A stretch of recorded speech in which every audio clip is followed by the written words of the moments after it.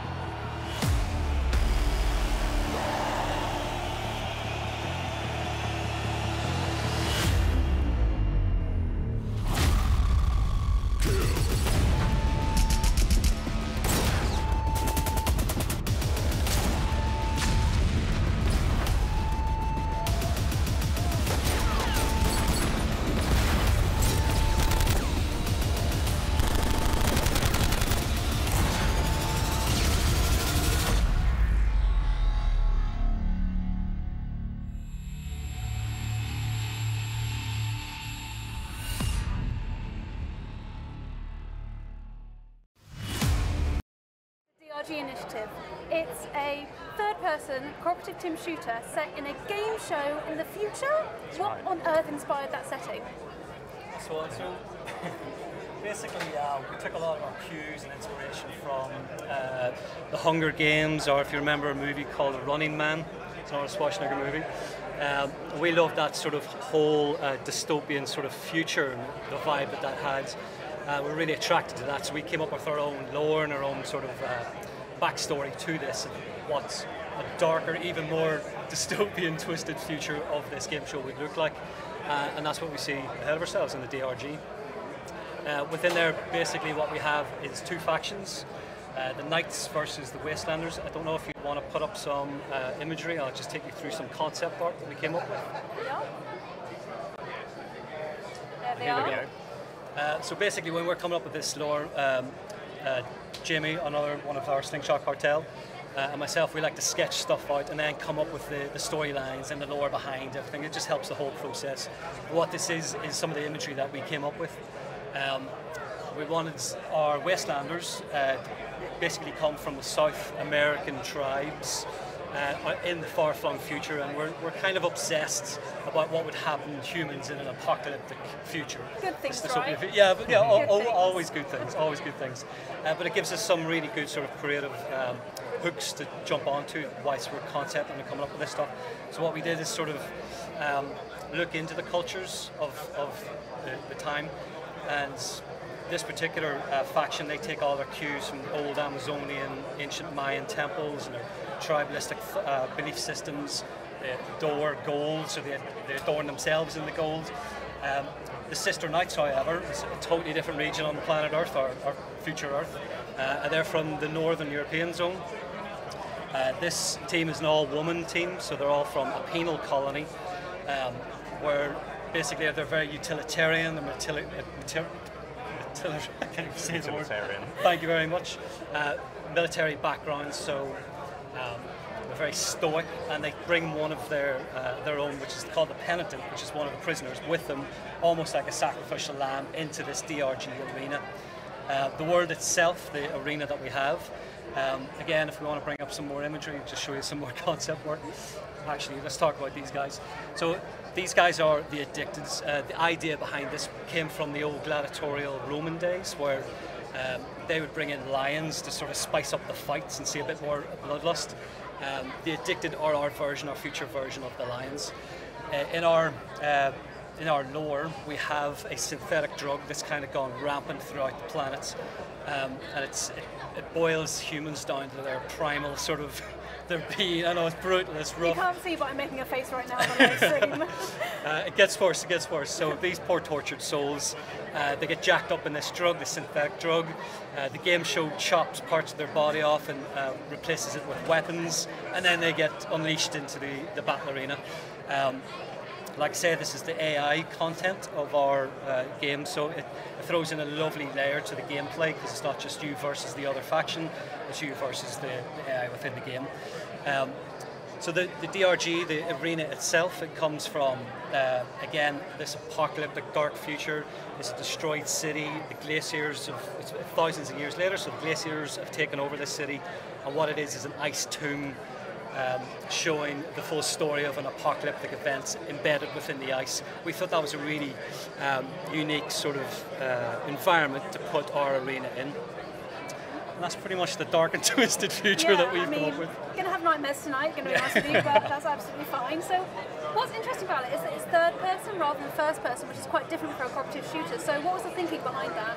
Well, the factions that Gareth described, they look great, and they're asymmetric as well, so it's not a mirror matchup between all the different character classes. So we thought it would be great if we could take the camera back a bit so that you could see your different character, and we're going to have a whole range of customizable armor and colors and so on, so you'll be able to create your own unique look to your particular character.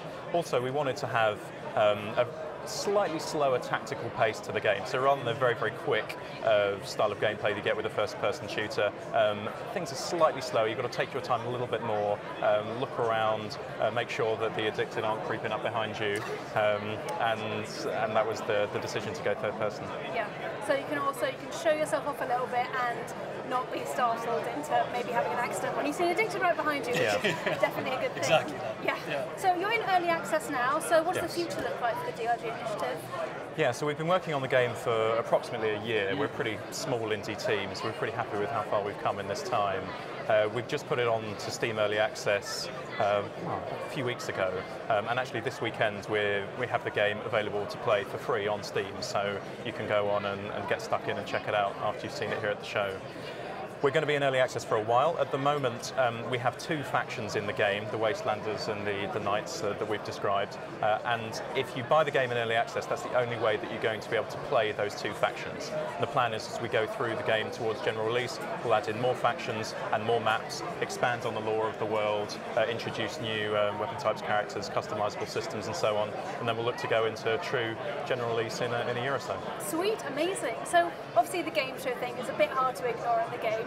And I hear there's also a game show host mode. That's right. What the hell? What is that? Yeah, so this morning before the show opened, we fired up machines by our stand and we did some video capture of the gameplay, and I captured the whole thing from our game show observer mode. Just before we start the video, the idea was, if you aspire to be a streamer or shoutcaster in esports competitions, we wanted to try and give you everything that you needed to be able to run your own tournament with the people that watch you on your channel, just from your home computer, without needing to have a whole load of specialist equipment and specialist gear. So as you'll see, we can probably start the video up in a second, and I'll describe the different features that we have in this observer mode.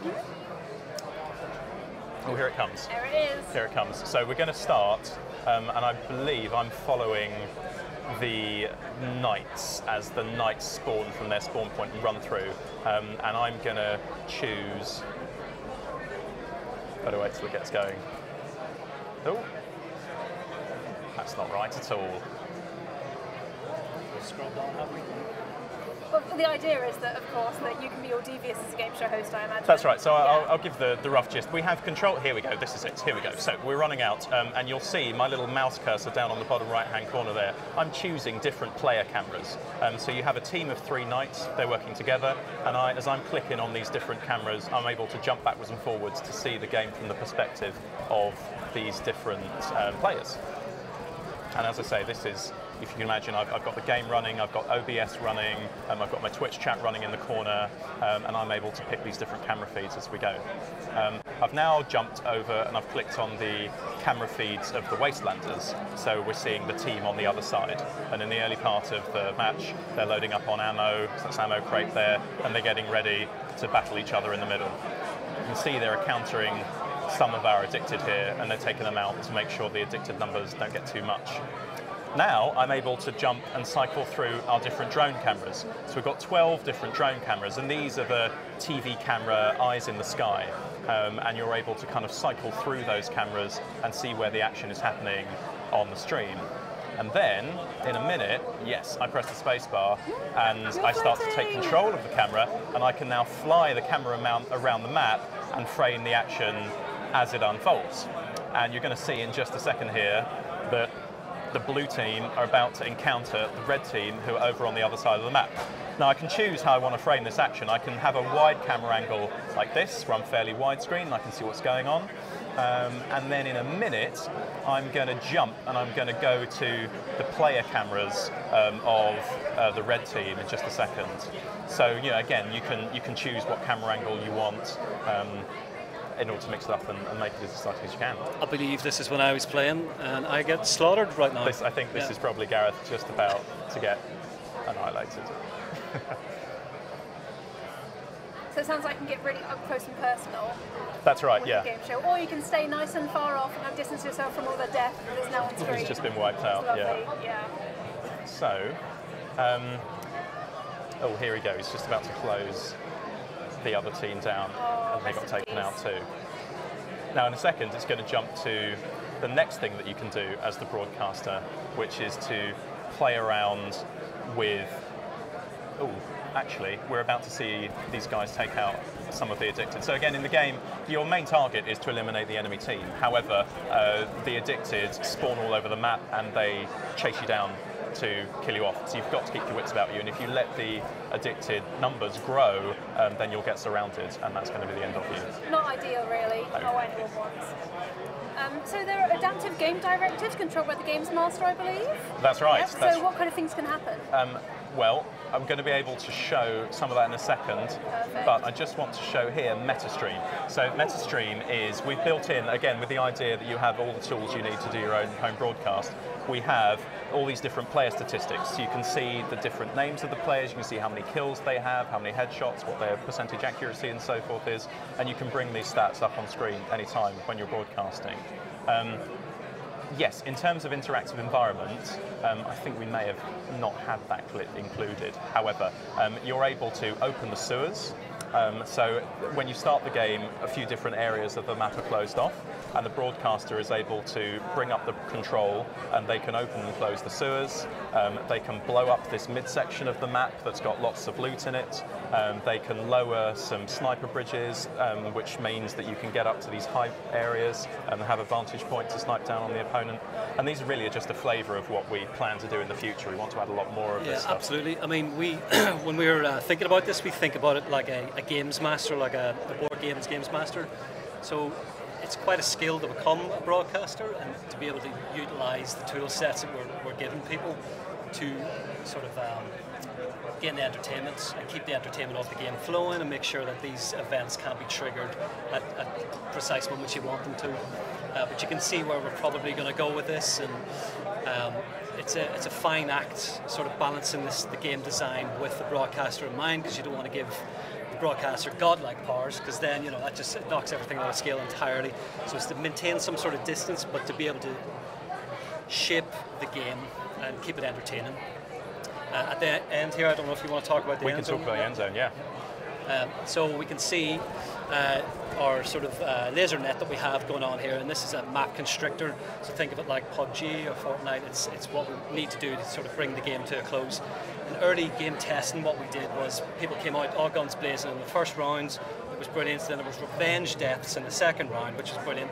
Third round, however, everyone would play defensively and hang right back, and you'd end up with like a 25-minute wait game. So this is obviously to force an end game scenario. But it's brilliant, and we call it a bomb collar zone. So that's what's happening right here. The bomb collar zone. Yeah. Bomb collar zone. So yeah. Right. I wonder what happens when you go through the thing. Oh no, we're good. They're safe. made it. They're safe. Again, because we like being a little bit brutal and trolling these poor people. You wear a bomb collar and your head explodes if you don't get within the end zone within time. Just like Fallout New Vegas. Yeah. We love it. We'll probably make it a little bit more barbaric as we go, but if you're outside the nets and you think you can't make it there in time, you can shoot the addicted and get yourself 3 seconds back on your collar, but it tops out at 30 seconds, so you better get there. It's also a good reason to use the SWAT pods. I don't know if you've talked about the SWAT pods Not yet, let's talk about them. So the SWAT pods, you obviously have the 2 characters within the game. And SWAT pods are effectively gives you the opportunity to bank a character within the map. So their SWAT pods are strategically placed around the battle arena. You put one of your characters in there, it immediately ejects your second character into the battle arena. So you'll always have one character on at one time. If that one dies, then the other guy gets kicked out. But you can use it to your advantage. So if the end zone does come in, you're probably closer to the end zone there. It also can put you in the enemy territory really quickly, bank a character in there, and then you've got the ability to flank your opposing team. Well, that all sounds incredibly devious. So you mentioned Steam Early Access, right? That's right. At the moment? Yes. Perfect, great. Well, thanks for taking the time to talk to me about the DRG Initiative. Up next, we have Two Point Hospital, so make sure to tune back in 10 minutes to see what that's about. Thank you. Thank you.